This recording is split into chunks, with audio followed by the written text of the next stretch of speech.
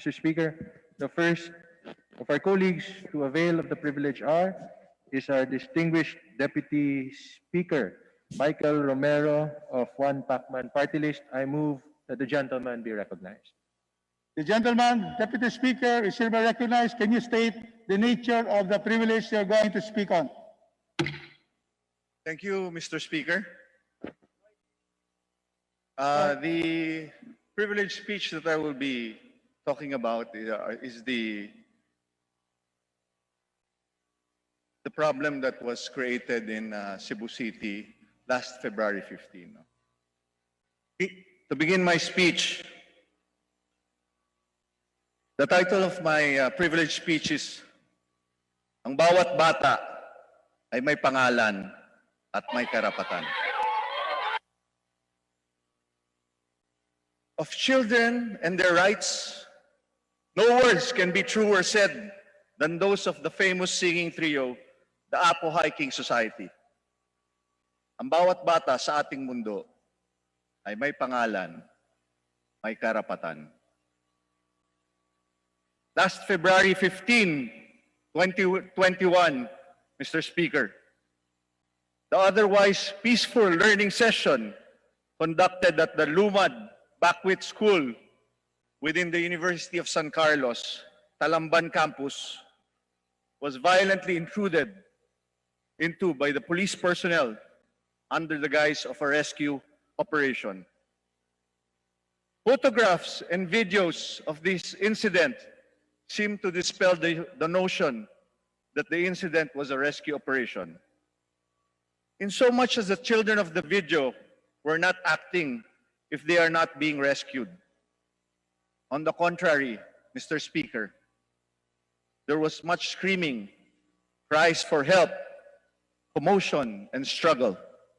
To say the least, the incident, as may be seen from the photos and videos posted online, was an utter and total chaotic.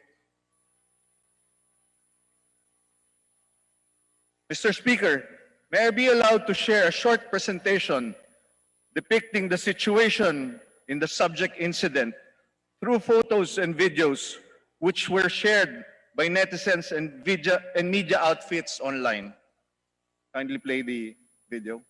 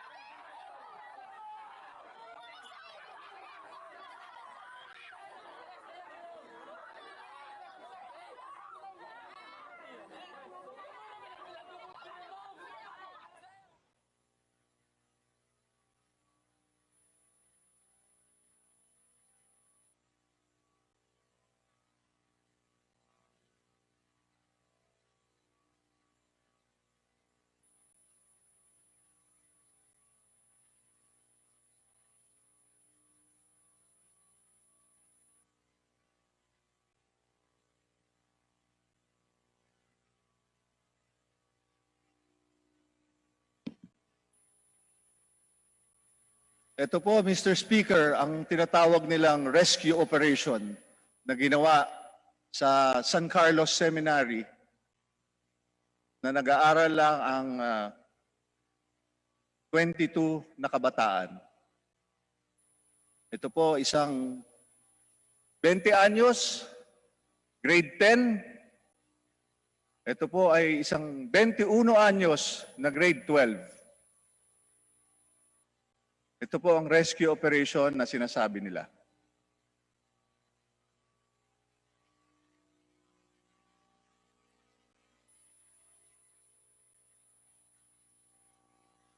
Clearly, Mr. Speaker, there is something remiss in this so-called rescue operation wherein a 20-year-old boy na gusto lang mag-aral, kailangan pang sakalin. Kailangan pang patulugin ng sakal.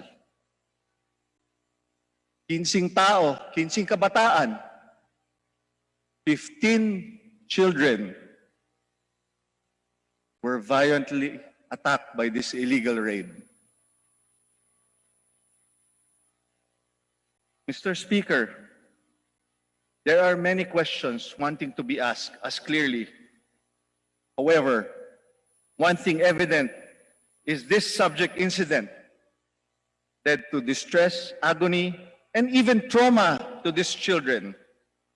Most certainly, Mr. Speaker, the children in the photos and videos do not feel that they are being rescued. The video footages acquired by our Save Our School network and GMA News, it was shown that excessive force was used against the students and their teachers. It is disturbing that the children were not only exposed to brazen acts of violence towards their teachers and elders, the children were also big victims of these acts of forceful taking and inhumane treatment of people. Most especially the gentleman in white, who, as I said, was just a grade 10 student. He was mauled and suffocated until he passed out by members of our so-called Philippine National Police. While members of the PNP are generally regarded as upright citizens who makes countless sacrifices protecting our rule of law in this country, these photos and footages clearly shows the lapses on the part of the members of the Police Regional Office Regional 7, who without reservation violently entered the Lumad Bakwit School. Mr. Speaker, under Section 1, Article 15 of the 1987 Constitution, the right to education of all citizens to quality education, it is specifically provided in Section 1.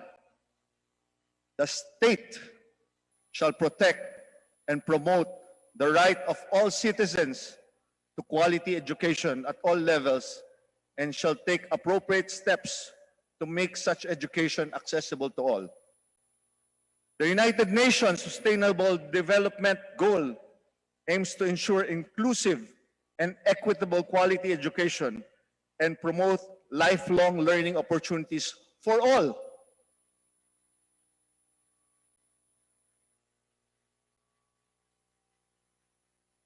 The threat of violence extends to all children and includes their spaces for learning and development. With this, Mr. Speaker, I implore our brave and upright police officers to please, regardless of ethnicity, regardless of religion,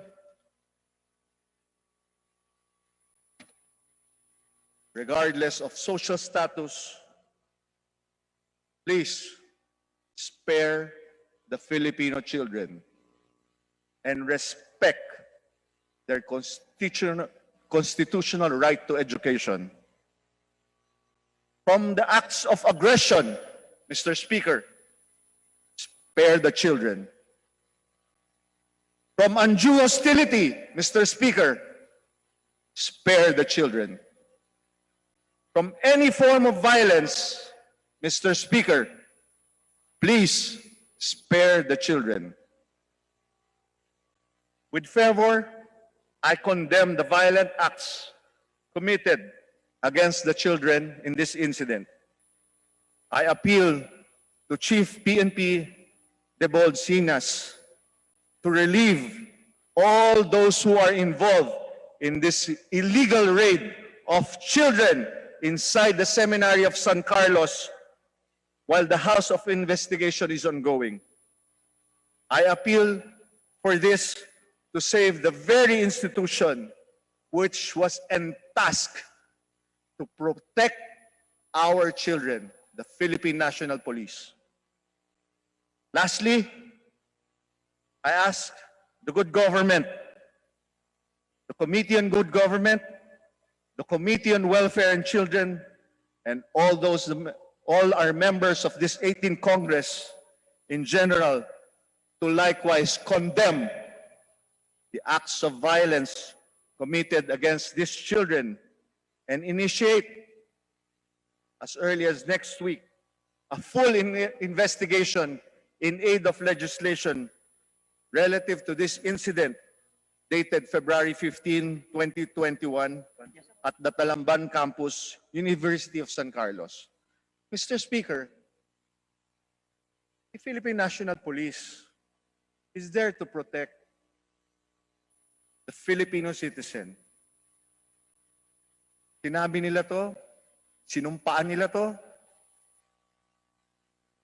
nasa na po yung protection na yan? Wala sa ating constitution nakalagay na ang dapat protektahan yung mga mayayaman lamang o mamili tayo kung sinong gusto natin protektahan. This bold, brazen, and brutal attack to our children, what if anak natin yun?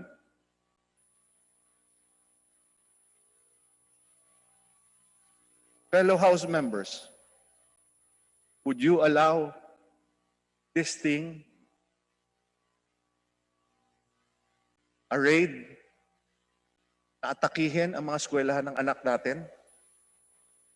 What is the difference? There is no difference.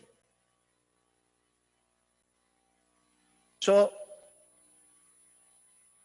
when I saw that video, when I saw that photo, those photos, I cannot just sit back and relax and try to think that this with may iba mag-aayos niyan.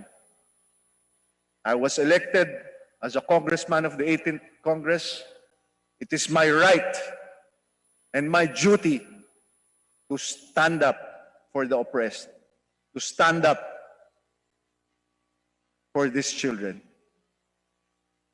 Thank you very much, Mr. Speaker. We thank the Honorable Deputy Speaker, Mikey Romero, for that very forceful and highly informative and significant privilege speech. Majority Leader. Mr. Speaker, our colleague, Representative Kafemia Kulyamat of Bayan Muna wishes to interpellate Deputy Speaker Romero. I move that she be recognized. The Honorable Kulyamat is recognized for her interpellation.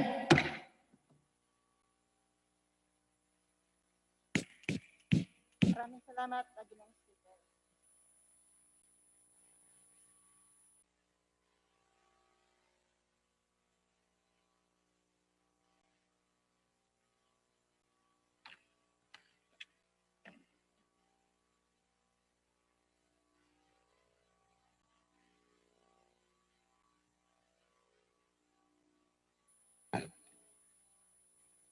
Panginoong Speaker, mga kapwa ko mambabatas,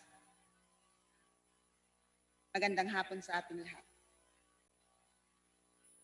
Speaker, nais naming ipahayag ang pagsang-ayon sa mga punto ni Deputy Speaker Romero na kailangan matiyak ang proteksyon ng mga bata mula sa karahasan, lalo na sa mga operasyon ng mga armadong puwersa.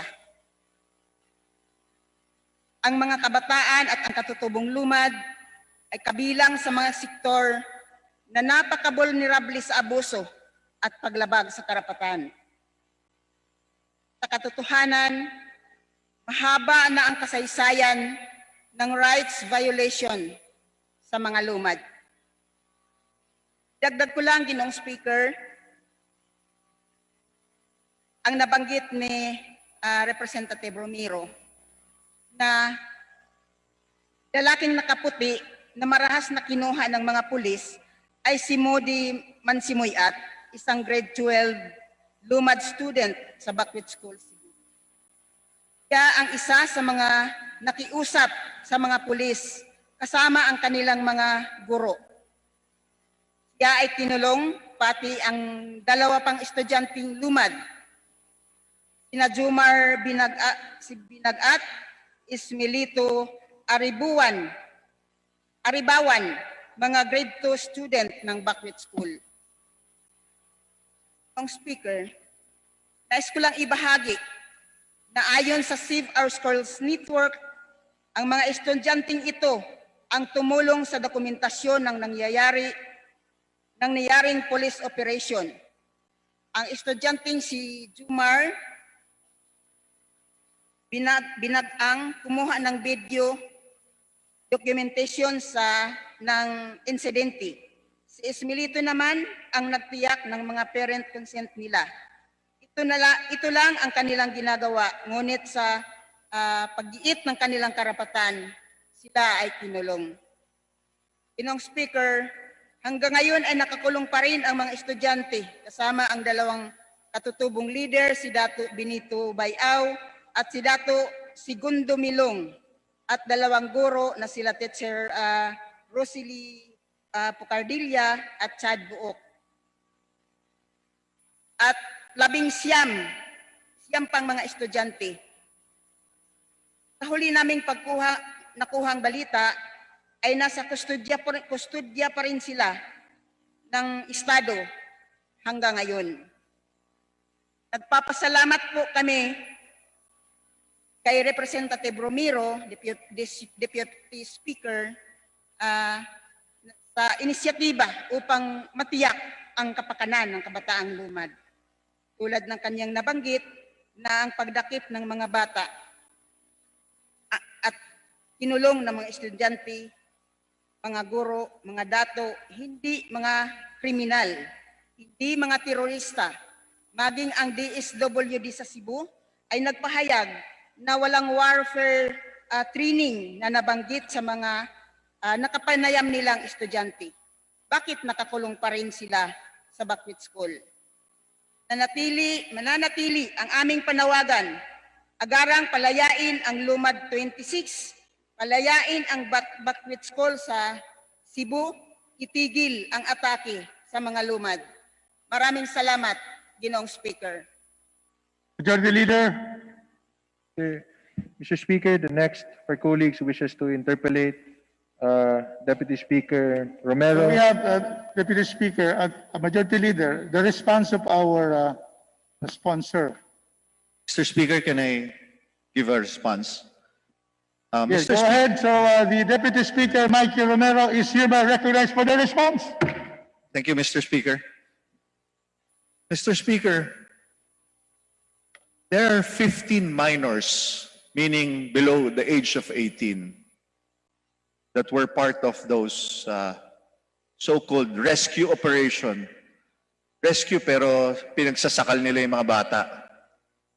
There are also 4 to 5 who are a little above 18, who are 20 years old. And I demand also to follow Congresswoman's request for an immediate release of these children. I think they're politicizing this. The fact of the matter is, mga bata to eh. Nag-aaral lang sila eh. Nasa loob sila ng kumbento. Sa loob ng San Carlos Seminary. How can even brainwashing them be even logical or rational at this point? So I support our good Congresswoman and immediate release of these children. Most of them are below 18 and some of them are below 21. Thank you, Mr. Speaker. Thank you for the response. Majority Leader. Mr. Speaker, I move we recognize the distinguished Deputy Speaker from the 6th District of Manila, the Honorable Deputy Speaker Abante. Interpolate the Honorable Romero. The Deputy Speaker, Benny Abante, is hereby recognized. Mr. Speaker, would my good friend, Deputy Speaker Michael Romero, yield to some clarificatory questions, Mr. Speaker. With honor, Mr. Speaker. Please proceed. Mr. Speaker, I share the privileged speech, Mr. Speaker, of Deputy Speaker Michael Romero on the arrest of those children. The fact that the school is not even a state university, am I right, Mr. Speaker, Your Honor? And it is even a religious university, Mr. Speaker. We have said that 50 students have been actually arrested by the Philippine National Police. Mr. Speaker, it's 22 students. 15 of them are below the age of 18. Mr. Speaker, it means that what the Philippine National Police did was actually an overkill of their operations, which is not actually usual, no? Do you believe, Mr. Speaker, Your Honor, that what the Philippine National Police did was actually illegal and in violation of the Constitution?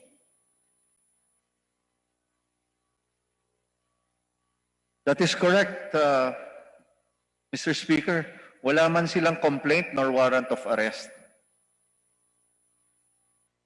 The Speaker, according to the Constitution, on state policies, in Section 12, it says the state recognizes the sanctity of family life and shall protect and strengthen the family as a basic autonomous social institution.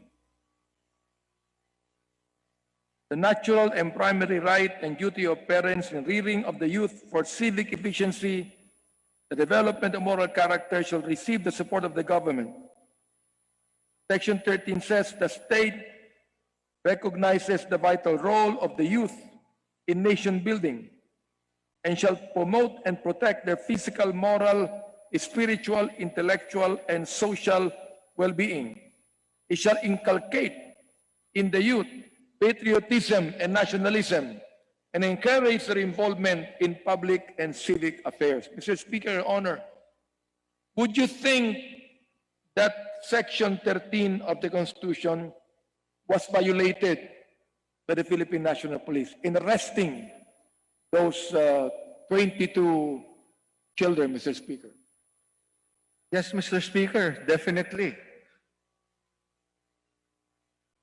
The clear violation of not only the Constitution, but the very basic rights of individuals.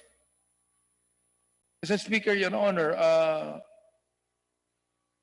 the rules of engagement with the Philippine National Police is when the arrest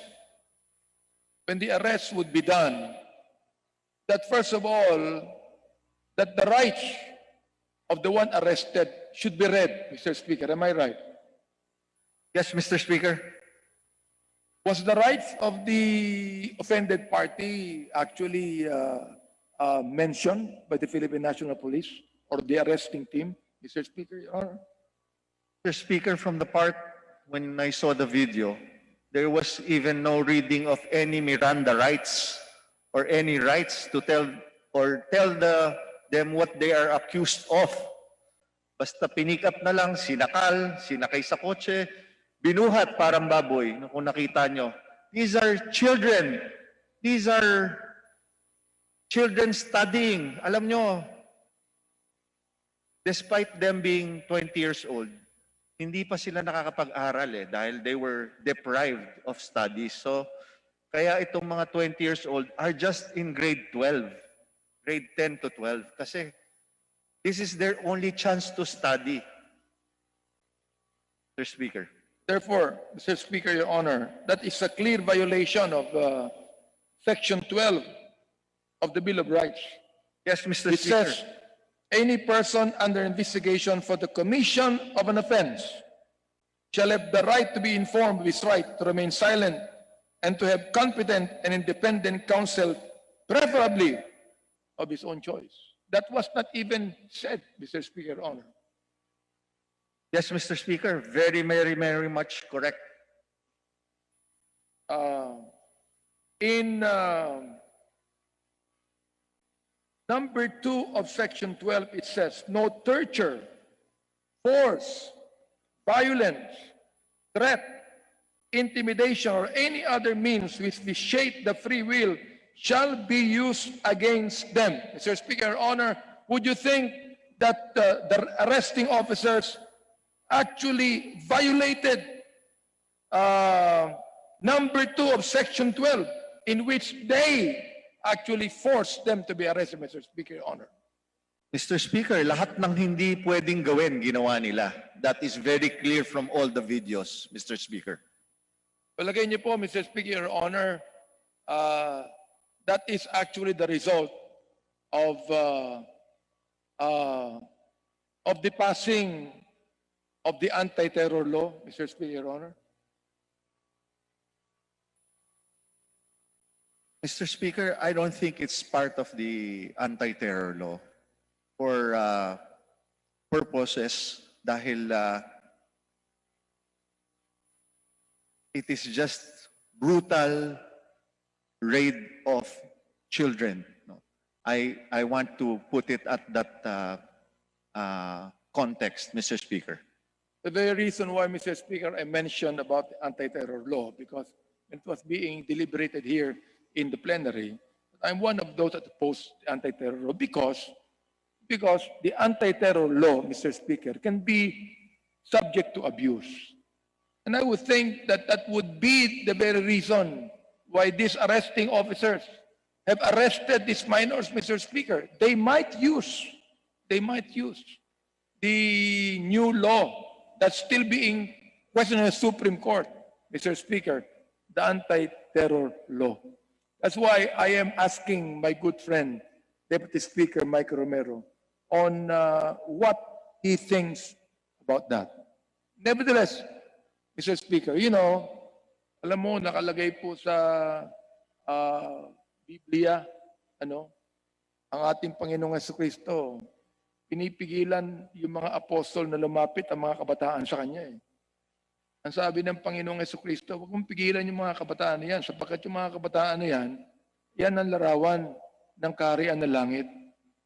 Pero nakikita po natin, Mr. Speaker, Your Honor, na ito pong ginawa ng arresting team ng Philippine National Police ay hindi po kinilala ang karapatan ng mga kabataan.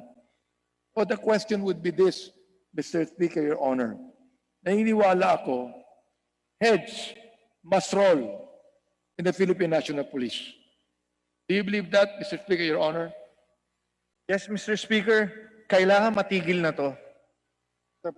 Hindi na dapat matularan, magaya, o maulit ang mga pangyayaring to.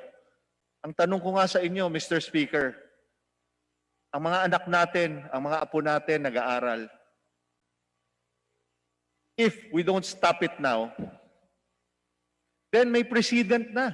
Pwedeng mangyari to sa ating mga anak, apo, kamag-anak, napasukan na lang ng pulis ang mga eskwelahan at pulutin na lang. Talad ka rin ng mga anak natin at parang baboy, ilabas sila, Mr. Speaker. Palagay niyo po kaya, Mr. Speaker, Your Honor, may responsibility dito ang Philippine National Police Director General on the issue of command responsibility, Mr. Speaker.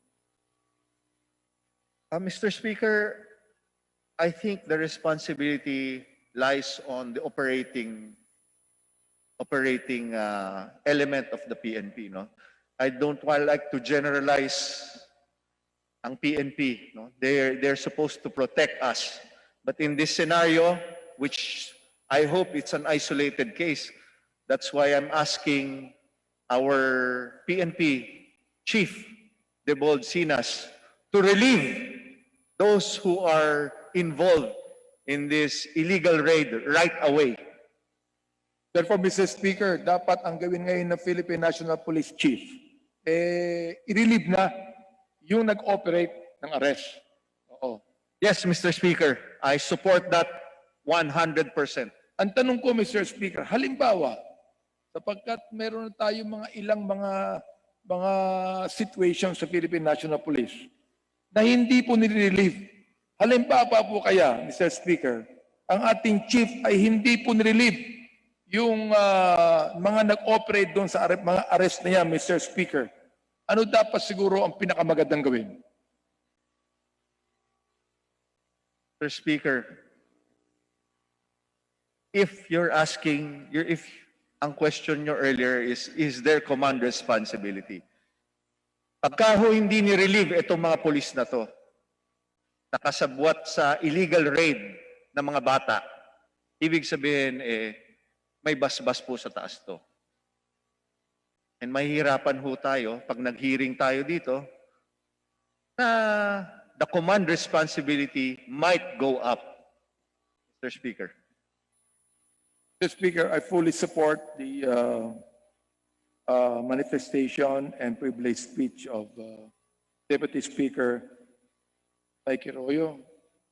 Nawa po, as soon as possible, ay pwede po nating nang i-resolve ang bagay na ito. Kung kinakailangan po na itong kongresong ito ay imbestigahan ang nangyaring yan upang hindi na po maulit, Mr. Speaker, Your Honor. Again, maraming salamat po, Deputy Speaker. Speaker, salamat po sa pagkakataon na ako po yung makapagtanong sa inyo. Thank you very much and God bless you. Majority Leader. Mr. Speaker.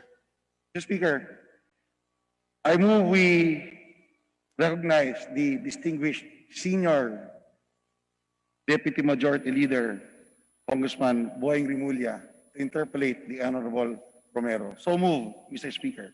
The Honorable Deputy Majority Leader is hereby recognized. The senior Deputy Senior, Majority Leader. correction for the record, Senior Deputy Majority Leader Boying Remulla of Cavite is recognized. Maraming salamat po, Mr. Speaker. Meron lang ako mga katanungan na para linawin po ang pangyayari, ang mga pangyayari na naganap sa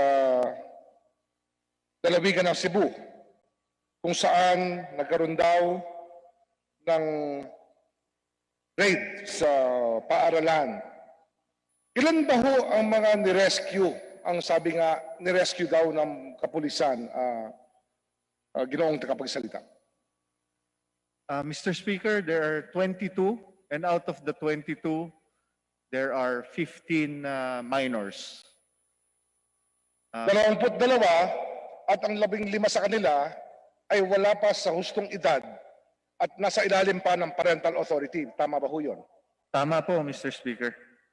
At pag sila po ay na-under parental authority, ang ibig sabihin, pwede hong magreklamo ang mga magulang sa kapulisan kung sa tingin nila ang kanilang mga anak ay nalalagay sa alanganin o kaya't meron silang mga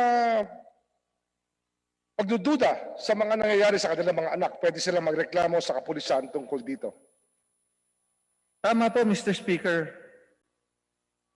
So, ito ba'y inalam na ho ng ginoong tagapagsalita kung meron hong reklamong ibinigay o ginawad ang mga magulang na mga bata na nirescue ng mga pulis? Sa pagkaalam ko po, Mr. Speaker, ito pong mga batang to ay nagbigay ng parental consent. Ang tanong ko ho kung may reklamo ba ang mga magulang sa mga kapulisan, kaya't ang mga pulis ay nagpunta sa lugar na pinangyarihan upang tingnan o kaya't manghuli kung meron mang lumalabag sa ating batas. Sa pagkaalam ko po, Mr. Speaker, wala pong complaint na nangyari. Wala po silang natanggap na complaint. Ayun ho ang inyong pagkakaalam. Kung meron hong reklamo ang mga magulang, magbabago ba ang inyong pag-iisip tungkol sa bagay na ito? Mr. Speaker, ang akin po is the act of violence against children. Hindi ho natin gusto yon.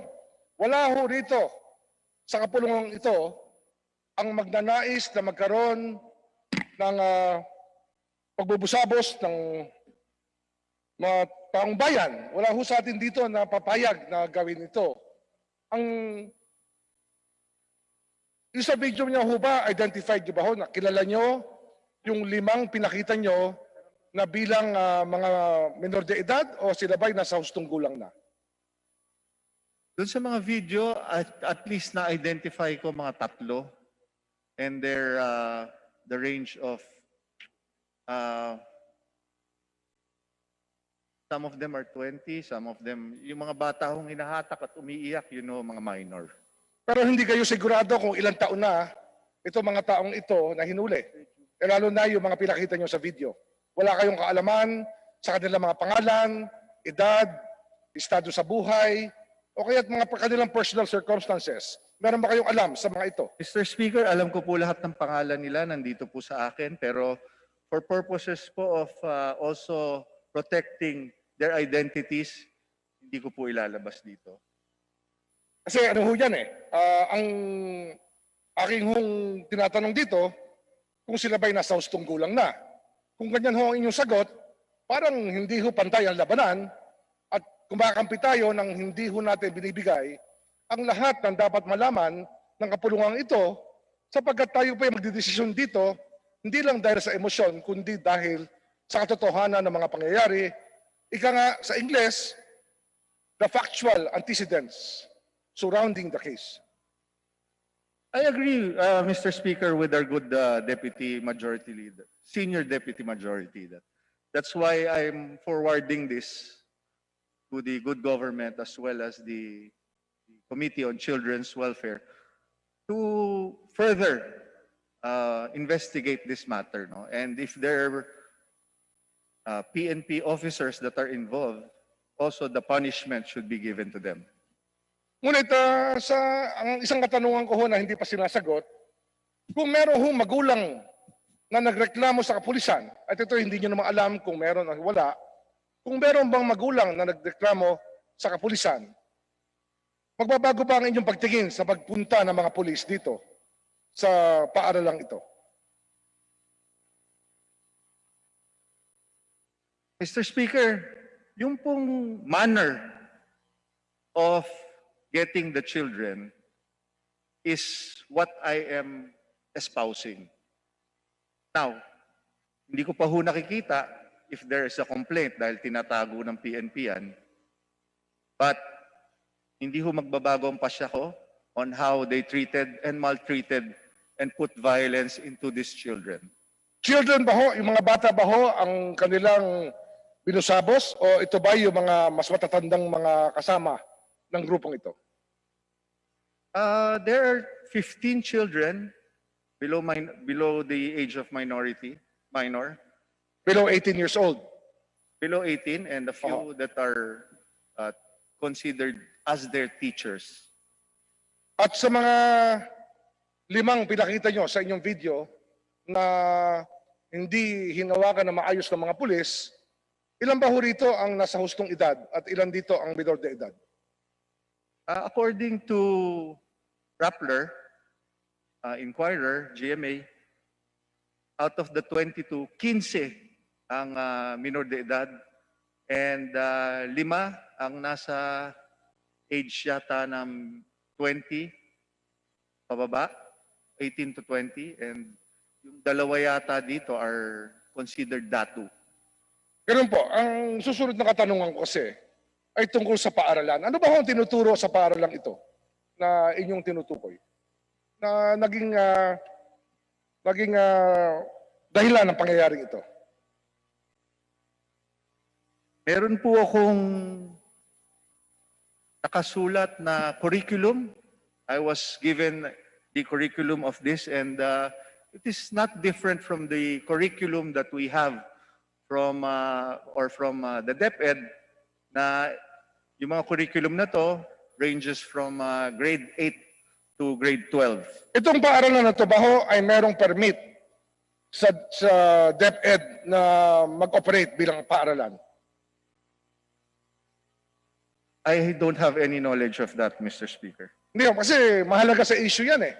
Kung itong mga paaralan na ito ay kinikilala ng ating gobyerno sapagkat lahat po ng paaralan ay dapat may permit sa gobyerno. Di ba? Ganun ho ang lipunan natin. Kailangan ho may pahintulot ng gobyerno para mag-operate ang isang paaralan. Kaya dapat ho, alamin natin yan, ginoong tagapagsalita, di ba ho? Mr. Speaker, Mr. Speaker, Hindi ba ho, dapat alamin natin kung merong permit o wala ang paaralang ito. Kasi kung meron nagreklamo magulang, ang paaralan ay walang permit galing sa gobyerno at ang kanilang anak ay menor de edad, nasa tamang lugar naman ng kapulisan na tingnan o kaya sa kanilang pagtingin kung may makitang violation o paglabag sa batas, ay hulihin ang mga lumalabag sa batas. Tama ho ba yun? ano ho kaya ang complaint na yun? Hindi ko rin maintindihan. Ano ho ba makukomplain? Alam niyo ho, kahit sa civil code natin, alienation of affections, pwede ho maging panggalingan ng isang damage suit. Kung ito po ay illegal detention, lalo na ho, life imprisonment ho ang kapalit niyan. Kung ito po ay hindi ho natin alam yan kung ano talaga yung kasi wala naman ako sa lugar na yon, hindi ho ako kasama sa nag-raid at hindi pa naman ako kasama sa lahat. Ang alam ko lang ho, meron tayong pinag-uusapan dito na mga batang nirescue sa paaralan at yung paaralan na to, tinatanong ko ho sa inyo kung meron silang permit sa gobyerno. Kung ito po ay kinikilala ng gobyerno na pwedeng mag-operate bilang paaralan. Mr. Speaker, I think the San Carlos Seminary is also a declared they can Sila ba ho ay rehistradong estudyante ng San Carlos seminary. Seminary? So I had the Ito ba yung impression paaralan, ang na seminaryo? pwede silang Ginoong tagapagsalita. Kasi educate ng mga tao, oho, mga children. ang seminaryo ay isang religious school. Ito po ay isang theological school. Ngayon, ang tanong ko sa inyo, kung sinasabi niyong ito ay San Carlos Seminary, sila ba ho ay registered na estudyante ng paaralang ito o kaya ng seminaryong ito? Mr. Speaker, dahil ho, these children are from Davao, lumipat ho ng Cebu, based on my knowledge, and the SVD housed them in the San Carlos Seminary to be taught yung mga grade nila, no? Grade 8 to 12. And yung mga nakuha, some of them are their teachers, Mr. Speaker. O di ang tanong ho natin dyan, galing Davao yung mga bata, lumipat ng Cebu, kasama ba yung mga magulang na lumipat sila mula Davao hanggang Cebu?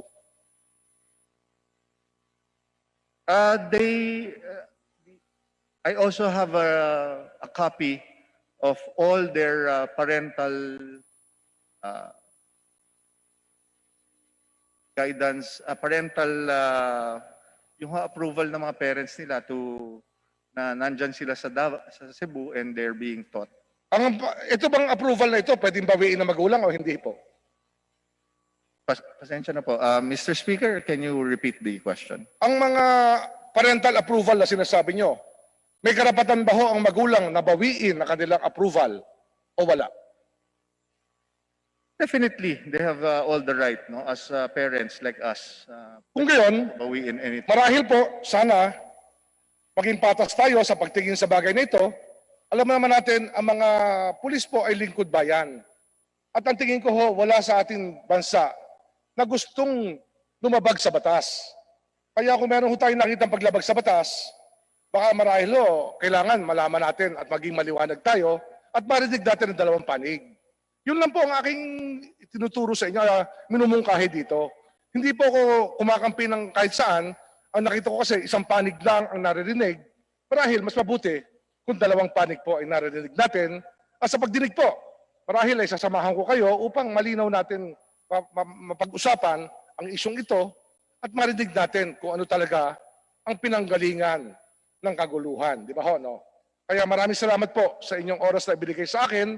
At ako po'y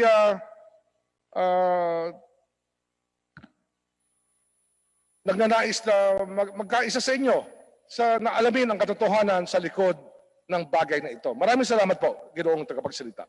Maraming salamat po, Mr. Speaker. Mr. Speaker, if I may. Yes, please proceed. Deputy Speaker Yes, Michael Romero. Actually, I welcome and support the manifestation of our good Senior Deputy Majority Leader. In fact, it is a chance also for the Philippine National Police as an institution protecting us to clear their side, no? And also to punish, if there's need to punish, kung ano naman ang kasalanan ng mga gumawa nito. Thank you, Mr. Speaker.